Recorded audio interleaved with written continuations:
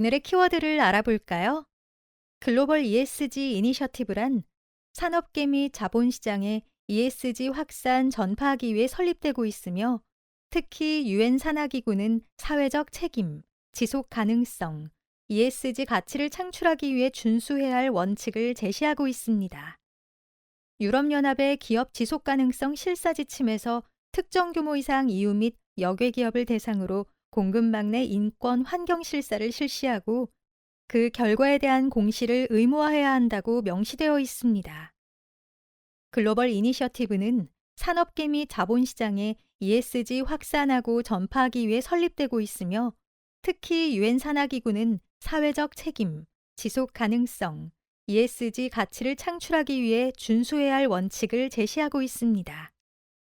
동종 산업 내 기업이 공통으로 제기받는 문제를 공동 대응하고자 산업별 이니셔티브가 등장하였으며 동종 이종 산업에서 복합적으로 발생하는 사회적 논란을 해결하기 위해 이슈별 이니셔티브가 등장하였는데요. 산업별 이니셔티브는 ESG 리스크를 식별 해결하기 위한 자율적 참여 방식에서 출발하였으나 최근 기업을 포함한 공급망 ESG 리스크 평가 정보를 거래 조건으로 활용하는 강제적 규약 방식으로 변화하였습니다. 글로벌 원 사업자는 공급망 전반으로 ESG 가치 확산, 공급망에서 발생한 ESG 관련 문제가 전이되는 사례를 방지하기 위해 지속 가능한 공급망 관리 개념을 도입하였습니다. 해당 원 사업자는 우선 공급망 행동규범을 개정하여 공급망의 환경, 안전, 노동, 윤리 등 리스크 관리를 요구하고 있습니다. 일례로 BMW 그룹은 매년 약 2,300여 개 협력사를 대상으로 공급망 ESG 진단 실사 절차를 통해 공급망의 ESG 리스크를 도출하고 있습니다. ESG 리스크 진단 실사 결과 3개년 평균 150여 개 협력사와 계약을 중단하였습니다. 그리고 제너럴 일렉트릭은 매년 약 1,200여 개 거래 관계에 있는 협력사 대상으로 공급망 ESG 진단 실사를 진행하였고 2020년 기준 71개 협력사가 ESG 리스크를 사유로 공급망에서 배제되었습니다. 지멘스는 공급망 ESG 진단 실사 과정에서 안전 위반, 인권 침해 등 6대 위반 사항 발견 시 즉시 거래 관계를 종료하는 정책을 운영하고 있습니다. 국내 기업은 공급망 ESG 진단 실사 결과 또는 공급망 ESG 평가 정보를 적극적으로 구매 의사 결정에 반영하고 있지 않으나 공급망 ESG 진단 실사 체계를 도입하여 협력사에 잠재되어 있는 ESG 리스크를 식별하고 있습니다. 최근에는 산업별 이니셔티브, 이슈별 이니셔티브에 가입하여 글로벌 기업과 공급망 ESG 관련 데이터베이스 공유, 공급망 ESG 관리 및 베스트 프랙티스 학습, 산업 내 공급망 ESG 현안에 대한 공동 대응 방안을 모색하고 있는 것으로 확인됩니다. 산업통상자원부에서 공급망 대응 K-ESG 가이드라인을 발표하였는데요. 공급망 대응 K-ESG 가이드라인 구성은 다음과 같습니다. 공급망 대응 K-ESG 가이드라인은 기초 진단 항목 정의서, 심화 진단 항목 정의서, 추가 진단 항목 정의서, ESG 업무 표준 매뉴얼로 구성되어 있습니다. 하나씩 살펴볼까요? 우선 기초 진단 항목 정의서입니다. 공급망 ESG 진단 실사를 요구받을 경우 최소한 대응을 위해 필수 관리해야 하는 25개 진단 항목으로 구성하였습니다.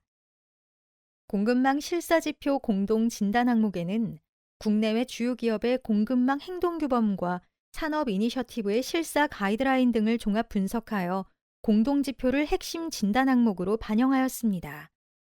구체적으로 살펴보면 리스폰서블 비즈니스 얼라이언스 이니셔티브의 주요 공동지표로는 근로시간 준수, 아동노동 점검, 환경 인허가 취득, 식품 주거 위생, 육체노동 관리 등이 있고 드라이브 서스테이너빌리티 이니셔티브의 주요 공동지표로는 근로시간 준수 등 외에도 위조부품 관리 등이 있으며 리스폰서블 스틸 이니셔티브의 주요 공동지표로는 근로시간 준수 등 외에도 생물다양성 보존, 문화유산 보호 등이 있습니다. 다음으로 국내 법 제도 연계 진단 항목을 살펴보겠습니다. 노동, 안전, 환경, 부패 등 법률 및 시행령에서 직접적으로 요구하거나 요구 수준이 유사한 지표를 핵심 진단 항목으로 반영하였습니다. 또한 법률 등과 유사한 효력을 갖추고 있으며 공급망 실사 지표의 기초가 되는 ISO 14000 환경, 27000 정보 보안, 37000 반부패, 45000 안전, 5만 에너지 등 국제 표준과 연계된 지표는 핵심 진단 항목으로 반영하였습니다. 이어서 ESG 경영의 기초가 되는 진단 항목으로 ESG 성과 개선을 위해 대규모 인력 및 자본 투자를 요하는 항목보다 서류 구비, 제도 개선, 절차 보완 등 대응 가능한 진단 항목을 선정하였으며 중장기적으로 ESG 이행 현황을 모니터링할 수 있도록 관련 데이터를 취합, 분석, 공시할 수 있는 체계를 갖추고 있는지 진단합니다. 공급망 대응 KESG 가이드라인의 두 번째 심화 진단 항목 정의서에는 공급망 ESG 진단 실사에 본격 대응을 위해 관리할 필요가 있는 진단 항목 60개로 구성되어 있으며 산업별 이니셔티브 및 다수 공급망 ESG 진단 실사 항목을 종합하여 중장기 리스크 관리 위에 필요한 진단 항목으로 구성되어 있습니다. 그리고 추가 진단 항목 정의서는 기초 심화 진단 항목 정의서 외 기업 규모와 경영 방식 등을 고려하여 활용할 수 있는 진단 항목으로 구성되어 있습니다. 또한 공급망 ESG 진단 실사 대응과 더불어 ESG 수준 향상을 위한 진단 항목으로 구성되어 있습니다. 지배구조와 관련하여 경영자 성과평가, 경영자 보수지급, 내부 감사부서 설치, 감사기구 전문성, 주주총회 소집 공고, 배당 정책 및 이행 지표를 고려할 수 있습니다. 마지막으로 ESG 업무 표준 매뉴얼은 중소 중견기업이 ESG 경영을 추진하기 위해 실무에 참고할 수 있는 업무 매뉴얼로 ESG 경영 추진을 위한 조직 체계, 부서별 역할, 외부의 ESG 정보 요구 유형 및 대응 프로세스를 설명하고 있습니다. 공급망 대응 KESG 가이드라인을 활용할 수 있는 방안에는 무엇이 있을까요? 산업별 이니셔티브의 영향력 확대 및 원 사업자의 강화된 공급망 ESG 평가에 대응하기 위한 ESG 활동 및 성과 데이터 관리 도구로 활용할 수 있습니다. 중소 중견기업이 직면한 공급망 ESG 평가의 주요 진단 항목 정보를 제공함으로써 기업은 직접적 대응이 필요한 ESG 활동을 확인하고 관리체계 구축 및 데이터 관리가 필요한 영역의 정보를 확인, 성과 관리 방향성을 수립할 수 있습니다. 업무 표준 매뉴얼을 활용하여 ESG 정보 공시, 리스크 관리, 진단 실사 및 평가 대응, 중장기 성과 개선 활동을 추진할 수 있습니다. 구체적으로 ESG 경영을 위한 조직 구조 및 업무 분장을 확인하고 ESG 관련 정보 요구 수령 시 실무 차원에서 대응 방법을 참고할 수 있습니다. 지금부터는 해외 국가 기업별 ESG 법과 규제 중 주요국 ESG 공시 법제화 현황에 대해 알아볼까요? 첫 번째, 영국입니다. 영국은 24년 7월 지속가능성 공시 기준을 제정한 바 25년 1분기 정부의 승인을 목표로 하고 있습니다. 주요 내용으로는 IFRS S1 및 S2를 기반으로 하며 적용 대상은 영국 상장기업, 영국에 등록된 대규모 기업 및 유한 책임조합입니다. 적용 시기는 25년 2분기 내로 발표할 예정입니다. 호주는 24년 1월 기후공시 의무화 법안 초안을 발표하였습니다. 주요 내용으로는 IFRS S2를 기반으로 하고 스코프 3 배출량 보고를 의무화하며 제3자 검증 의무화를 예정하고 있습니다.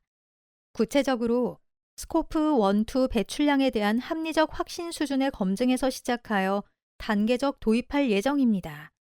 적용 대상은 호주 증권투자위원회에 연례 재무보고서를 제출하는 대기업입니다.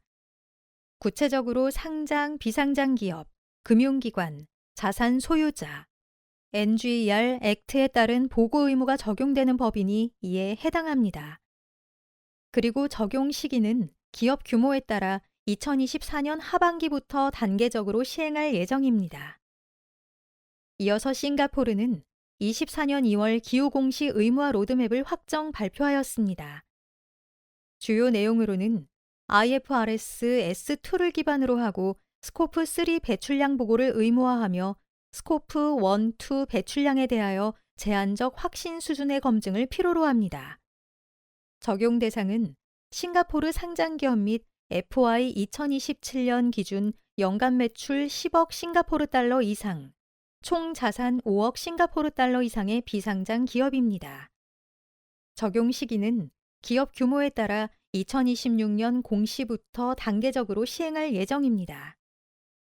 중국의 재무부는 24년 5월 기업 지속가능성 공개 표준 초안을 발표하였습니다. IFRS 기준을 언급하지 않았으나 동일하게 지속가능성 사안에 대하여 거버넌스, 전략, 리스크, 관리 지표 및 목표 프레임워크로 보고하고 있으며 이중 중대성 원칙을 적용하고 있습니다. 적용 대상은 추후 적용 가이드에서 발표할 예정이며 적용 시기와 관련하여 재무부 초안의 경우 2026년 공시부터 적용하고 경과 조치를 시행할 예정입니다. 일본은 24년 3월 지속가능성 공시기준 초안을 발표하였고 25년 3월까지 확정된 공시기준 채택을 목표로 하고 있습니다. IFRS S1 및 S2를 기반으로 하며 스코프 3 배출량 보고를 의무화하였습니다. 제3자 검증 의무화 여부는 명시하지 않았습니다.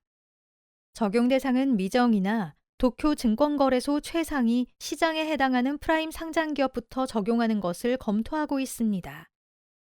또한 의무화 시기에 대하여 규정하고 있지 않으나 기업 규모에 따라 2028년 공시부터 단계적 시행 방안을 논의하고 있습니다. 그렇다면 우리나라는 어떤지 살펴볼까요? 우리나라의 경우 금융위원회에서는 ESG 공시 의무화 시기를 2026년 이후로 연기하되 구체적인 의무화 대상 기업 및 도입 시기 등은 추후 관계부처 협의 등을 거쳐 결정할 예정임을 밝힌 바 있습니다. 이러한 가운데 한국회계기준원의 지속가능성 기준위원회는 2024년 4월 30일 한국 지속가능성 공시기준 공개 초안을 발표하였고 최종안은 2024년 8월 31일까지 이해관계자의 의견 수렴 과정을 거쳐 확정될 예정입니다. 법제화 전에 이와 같이 미리 공시 기준을 마련하고자 한다는 점에서 정책당국의 공시 의무화 의지를 엿볼 수 있을 것입니다. 다음으로 이유발 공급망 실사 규제의 다양화 및 시행에 대해 각각 확인해 봅시다. 우선 2023년 5월 탄소 국경 조정 제도가 발효되었으며 2023년 10월부터 2026년까지의 전환 기간 동안에는 기업들은 분기 보고서만 제출하면 됩니다. 2026년 1월부터는 확정 기간이 시작되어 CBAM 신고서 제출, 현장 검증, 검증 보고서 및 CBAM 인증서 제출이 의무화됩니다. 특히 2024년 12월 31일부터는 제5조, 제10조, 제14조, 제16조 내지 제17조에 따른 CBAM 신고 및 등록 의무가 적용되므로 2025년에는 본격적인 대비가 필요합니다. 그렇다면 영국은 어떨까요? 영국 정부는 2027년부터 영국 CBAM을 시행한다고 발표했습니다. 해당 제도를 통해 수입 상품의 온실가스 배출 정도와 원산지 국가 및 영국의 탄소 가격 차이에 따라 추가 관세를 부과하게 됩니다. 특히 철강, 알루미늄, 시멘트 등 탄소 배출량이 많은 산업재에 적용되며 2024년 내로 구체적인 제도 설계 및 적용 범위에 대한 협의 과정을 거쳐 CBAM 최종안이 확정될 예정입니다. 그리고 EU에서 강제노동을 통해 만들어진 상품의 판매, 수입 및 수출을 금지하는 강제노동 금지 규정이 2024년 4월 유럽의 본회의를 최종 통과하였습니다. 회원국 당국이나 EU 집행위의 조사 결과에 따라 각 회원국은 강제노동으로 생산된 제품의 판매를 금지할 수 있으며 EU 집행위는 역외 공급망에서 강제노동이 의심될 경우 직권으로 이를 조사할 수 있습니다. 조사 결과 강제노동과의 결부가 입증되면 회원국 세관당국은 해당 수입품을 입수하고 판매를 중단시킬 수 있습니다. 이번 규정은 EU 이사회 승인을 거쳐 확정되며 발효 3년 후부터 시행될 예정입니다. 기업의 인권 및 환경 실사를 의무화하는 법안인 CSDDD가 2024년 4월 유럽의회를 통과하여 5월 EU 이사회 승인을 받았습니다. CSDDD는 특정 규모 이상 EU 및 여객 기업을 대상으로 공급망 내 인권 환경 실사를 실시하고 그 결과에 대한 공시를 의무화하는 지침을 말합니다. 2027년부터 기업 규모에 따라 순차적으로 시행될 예정이며 2028년부터는 1000명 이상의 임직원과 전 세계 순매출 4억 5천만 유로 이상의 기업에 대해 적용됩니다. 더불어 유럽의회는 2024년 4월 23일 기존의 에코디자인 지침을 개정하는 에코디자인 규정을 의결하였습니다. 에코디자인 규정은 주로 에너지 효율성의 측면을 강조하였던 기존 에코디자인 지침과는 달리 제품의 내구성이나 재활용 가능성 등을 포함하여 지속 가능성의 관점에서 여러 다양한 기준을 추가하였으며 향후 EU 이사회 공식 승인 절차와 관보 게재, 실행 계획 확정 등의 절차를 거쳐 시행될 예정입니다.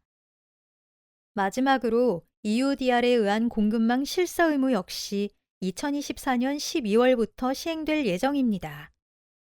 EUDR은 삼림 파괴 지역에서 생산된 제품의 EU 역내 유통을 금지하고 있으며 EU 시장에 제품을 공급하거나 수출하는 기업들은 실사를 통과하여 EUDR을 준수하고 있다는 것을 입증하여야 합니다.